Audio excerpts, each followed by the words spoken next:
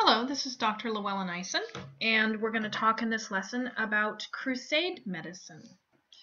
So if you took the time to watch that little 2-minute video on what the Crusades actually were, you might either have gotten a review to history that you already knew, or you might just be even more confused about what the Crusades are than you were before. So I'm going to go back over some of that history. And then we'll take a look at some of the monastic military medical orders that emerge out of the Crusades and some of the impacts of the Crusades on the history of religion and medicine. So, as the author of that little YouTube video accurately pointed out, the Crusades were not so much about holy war, because neither Islam nor Christianity have really a theory of holy war. Now, both religions have a concept of just war, meaning that there are circumstances in which it is appropriate to defend oneself or seek to reclaim something that has been taken from you. But that's very different than the notion that there is a divinely sanctioned war. Certainly, there is evidence among religious activity that this theory is used, but mainline Christianity and mainline Islam do not have a theory of holy war.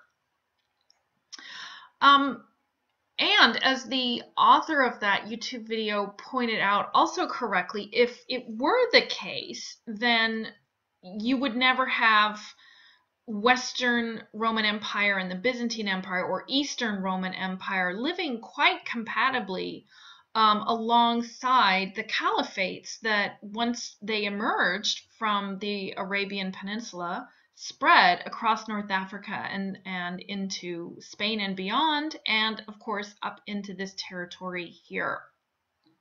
If Christianity did have a concept or a theory of holy war, it would have started then.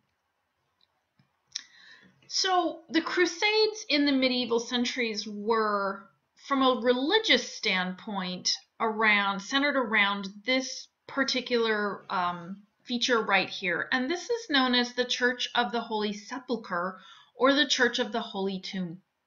And you probably notice that it is just down the street from the Dome of the Rock, which is not a mosque, but is a holy site, essentially a reliquary.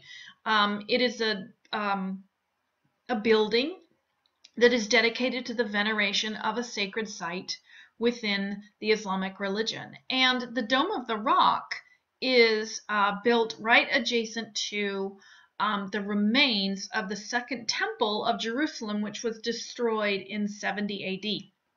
So you have three significant holy sites for three major monotheisms right there within about 2 city blocks.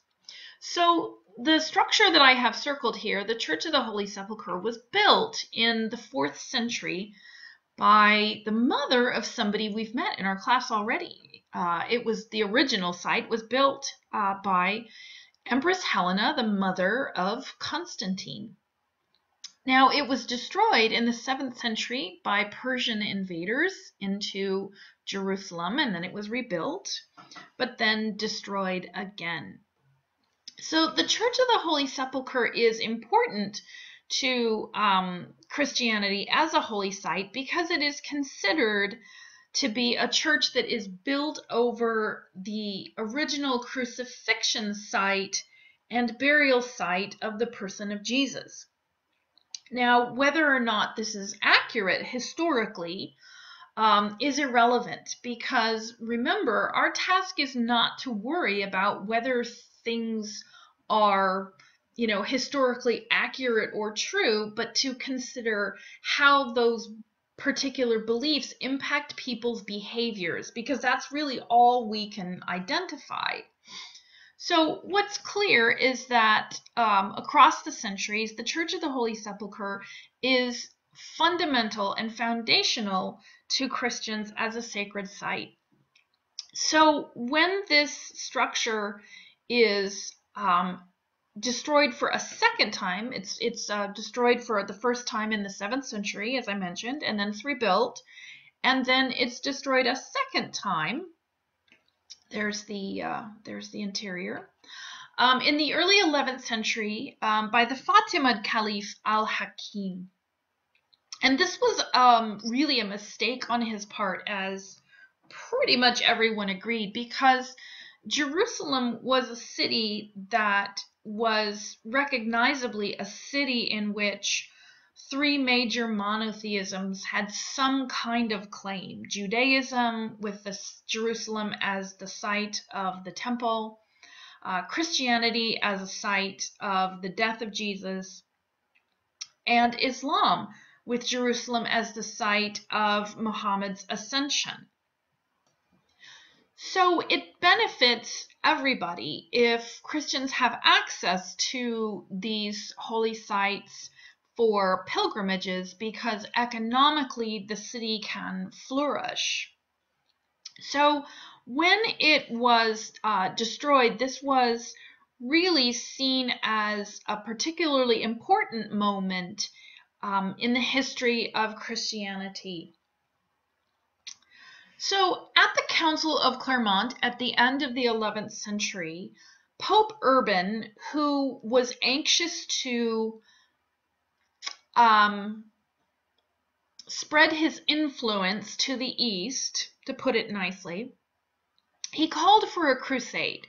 And his concern, or at least what masked as his concern, was the destruction of the sepulchre, but also the fact that the Eastern Christians had lost territory to the Seljuk Turks.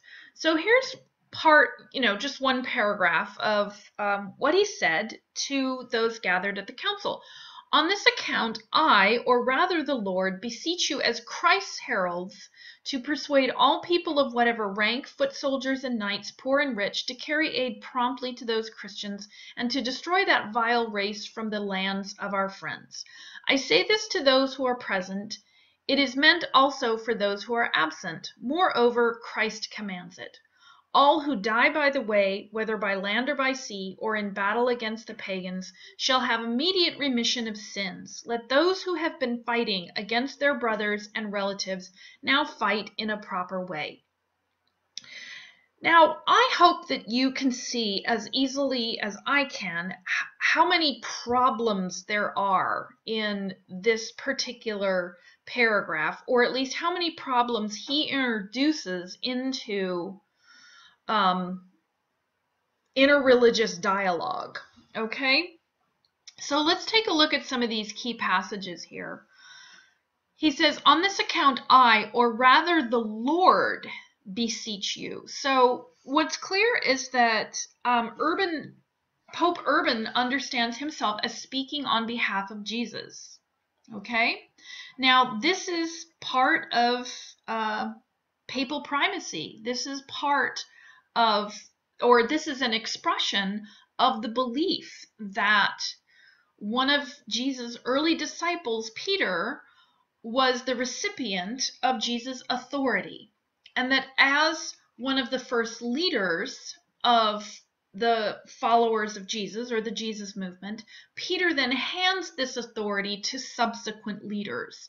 These subsequent leaders, in time known as bishops, inherit the authority of Peter the Apostle in something that's known as apostolic succession. Okay? So in other words, when the Pope speaks, the Pope is speaking on behalf of Jesus. Okay? So basically what Urban's doing is saying, all right, I'm talking to you here as Jesus. Okay? I'm speaking on behalf of Jesus. So take my words like they would be Jesus' words.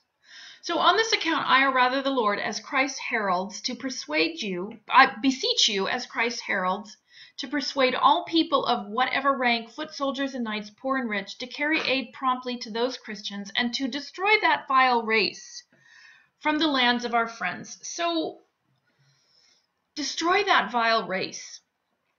Pretty problematic. And that's actually one of the nicer things that he says about the Seljuk Turks. And so this is a really good example of demonizing the enemy. Okay, explaining your foe as someone who is foul and evil, and therefore worthy of destruction. Okay, I think we would call this hate language today. And then, moreover, again, affirmation of apostolic succession, Christ commands it. So now Urban is saying this is actually Jesus' order. Okay, that you do these two things, that you carry aid and you destroy. Okay, so let's think back to our Mark passages. Let's think back to our passages that we read the end of the first week and think,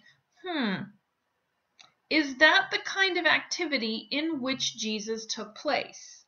To carry aid and to destroy others. So, interesting.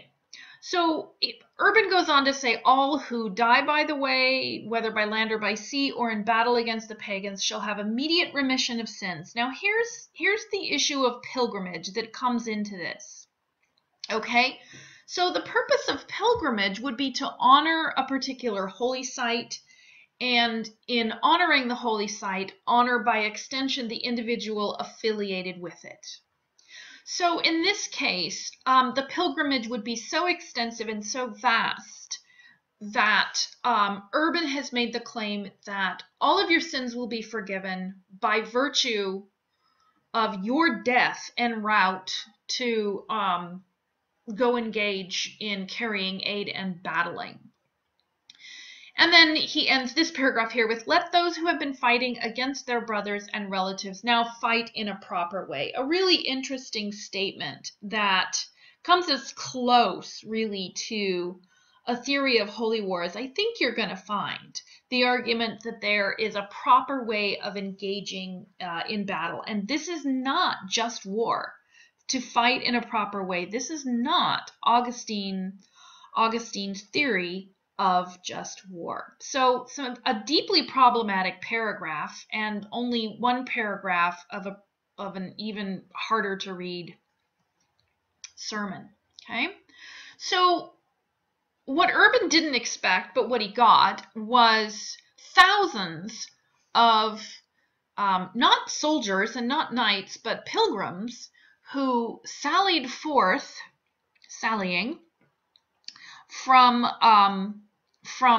Western Europe through to eventually, many of them went this way and went this way here to Constantinople, and then down around to Antioch, and then around to Jerusalem. Now, the pilgrims were pretty much checked here at Nicaea because they weren't soldiers and they didn't know how to fight, and they were mostly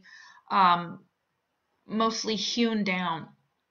The knights made it all the way down through Antioch and then to Jerusalem, and in 1099 they captured Jerusalem, but the consequences of the Crusades are vast, and capturing Jerusalem actually didn't matter in the end because it was lost something like 5 years later, and the Crusades continued on for 2 more centuries, and Jerusalem was never taken again.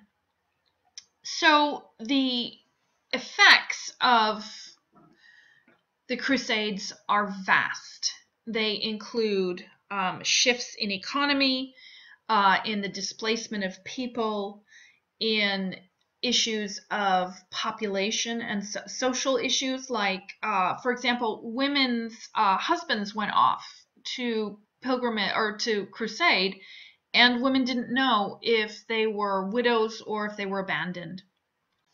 There were economic impacts as well, and there was also an impact in the relations between Christians in the East and Christians in the West, as Christians in the East had largely learned to live well with Islamic neighbors, and the Crusades did nothing but muck that up.